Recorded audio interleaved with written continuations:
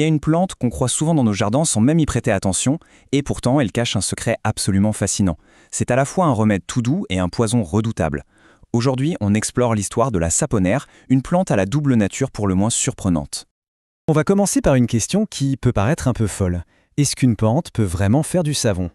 Eh bien, aussi incroyable que ça puisse paraître, la réponse est oui. Et c'est justement ce qui rend la saponaire si spéciale.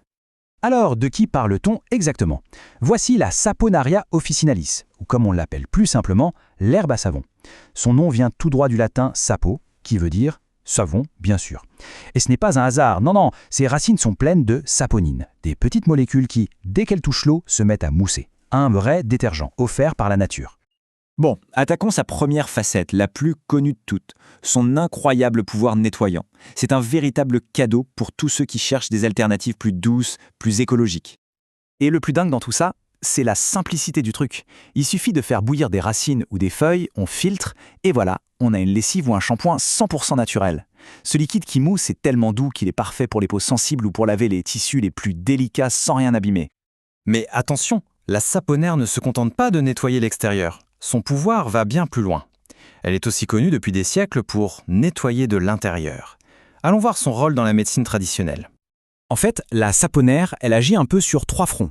D'abord, elle est dépurative. Elle aide à purifier le sang, ce qui la rend super utile contre des problèmes de peau comme l'eczéma. Ensuite, elle est expectorante, c'est-à-dire qu'elle aide à dégager les branches. Et enfin, elle est cholagogue. Elle stimule le foie. En gros, une vraie plante détox avant l'heure. Et concrètement, comment on l'utilise sur la peau? C'est tout bête, on prépare ce qu'on appelle une décoction en faisant bouillir des racines séchées. Ce liquide, une fois qu'il est refroidi, on l'applique en compresse et ça devient un remède de grand-mère super efficace pour calmer les irritations. Cette capacité à nettoyer ce qu'on voit nous amène tout doucement vers une dimension plus mystérieuse.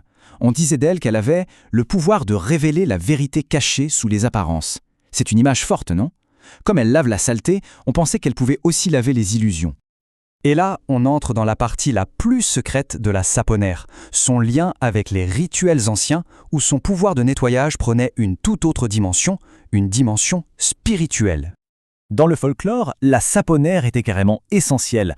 Imaginez la scène. Avant un rituel de divination, on se lavait les mains dans un bain de clarté fait avec sa mousse, soi-disant pour dissoudre les énergies négatives. On s'en servait aussi pour nettoyer en douceur les talismans ou d'autres objets sacrés. Elle purifiait tout, le corps et l'âme. Et c'est ici que l'histoire prend un virage. Parce que cette plante si utile, si pure en apparence, elle a un côté sombre, une puissance qui, si on ne la maîtrise pas, devient un vrai danger. Alors là, attention, c'est la règle d'or à retenir, la saponaire est toxique si on l'ingère à haute dose. C'est une plante extrêmement puissante qui demande un immense respect. C'est vital de connaître ses dangers avant de penser à l'utiliser. Il faut donc vraiment bien faire la distinction.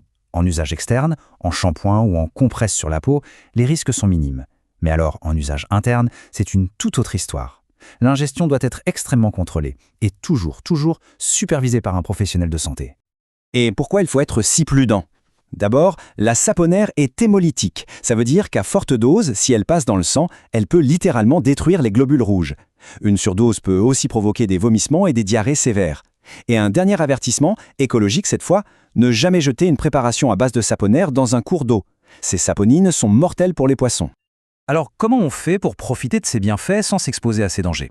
Eh bien, tout commence par la base, savoir quand et comment la récolter. Le respect de la plante, ça passe d'abord par la connaissance de son cycle de vie. Le timing, c'est la clé. Les racines, c'est là que se concentrent les fameuses saponines.